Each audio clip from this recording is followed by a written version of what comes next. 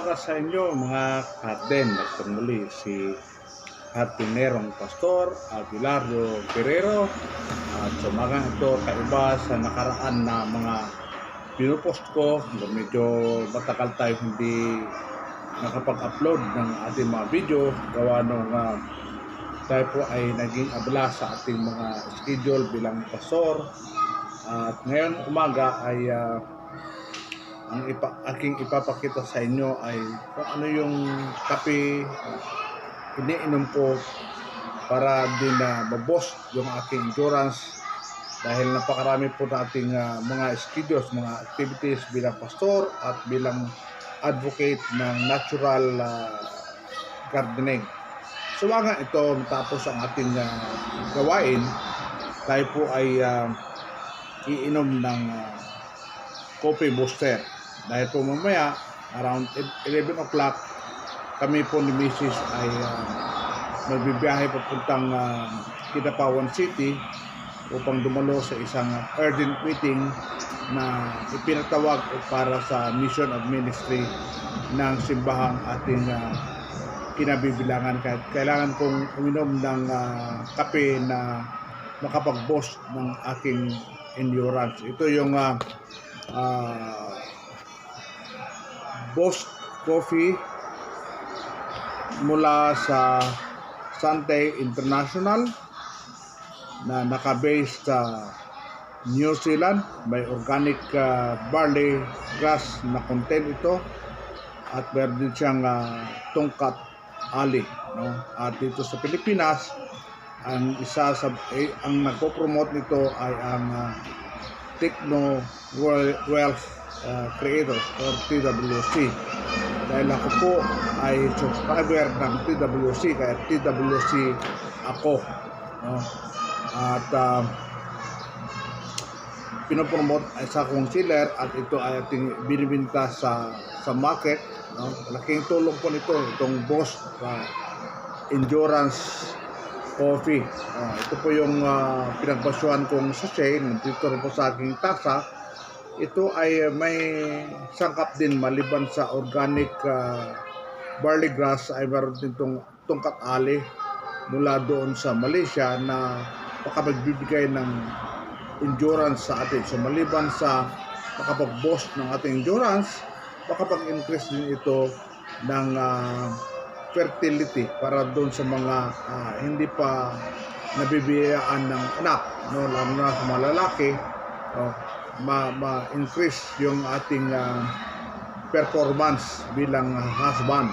Kaya kailangan din nating uminom ng ganitong kape. Hindi lahat ng kape ay nakakatulong sa ating kalusugan, dahil priority natin yung pagkakaroon ng healthy being, no? Dahil kapag healthy being tayo, walang stress, nadama yung ating pamilya, at yak na yung matitipid natin ay sa pag-maintain ng kalusugan ay mapupunta sa ibang mga priorities ng pamilya. So sabi nga, health is wealth.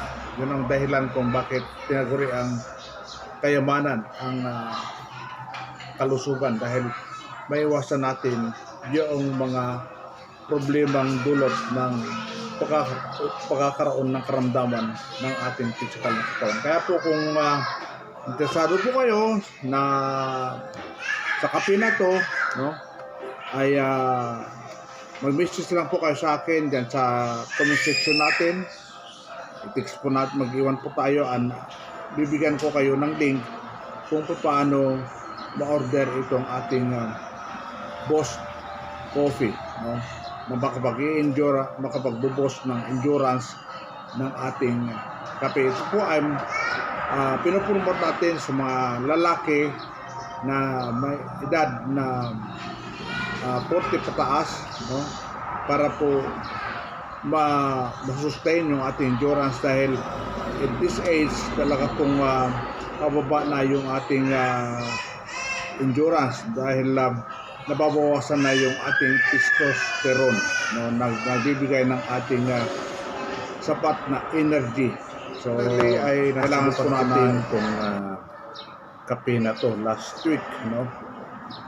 Nagkaroon kami ng church workers convocation sa Davao City.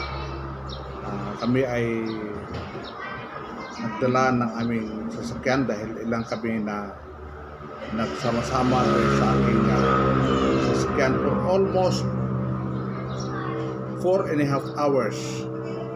Ako ay nag-drive at before going there to Davao City, ako ay uminom muna ng post coffee na to at napatunayan ko yung lakas, yung sigla. Hindi ako inantok doon sa aming journey, yung aming travel. Ganon din pag-uwi noon ay ito rin ang aking kinakape. And doon sa convocation area, ito rin yung aming kinakape na makasawa. Do ito ay minumungkahi na para sa malalaki dahil medyo may kapaitan, medyo may pagkatapang yung kanyang pait. Pero umiinom din si Mrs. at nagtitestimony siya na hindi siya nakakaramdam ng pagod. Bagkos ay baliksi siya the whole duration na kami ay nagkaroon ng ganitong activity. Ganun din pag-uwi naman, no? Almost 5 hours ang aming naging biyahe. At ako lang din yung nag-drive ng aming sasakyan, no? Dahil hindi rin marunong mag-drive yung aking mga kasama. So ako yung nag-drive at sinasabi ko 100% perfect. Talagang malakas, masigla at hindi ako nakaramdam ng antok. Yun na lamang pagdating dito, doon ako dahil gusto ko nang magpahinga. Doon ako nakaramdam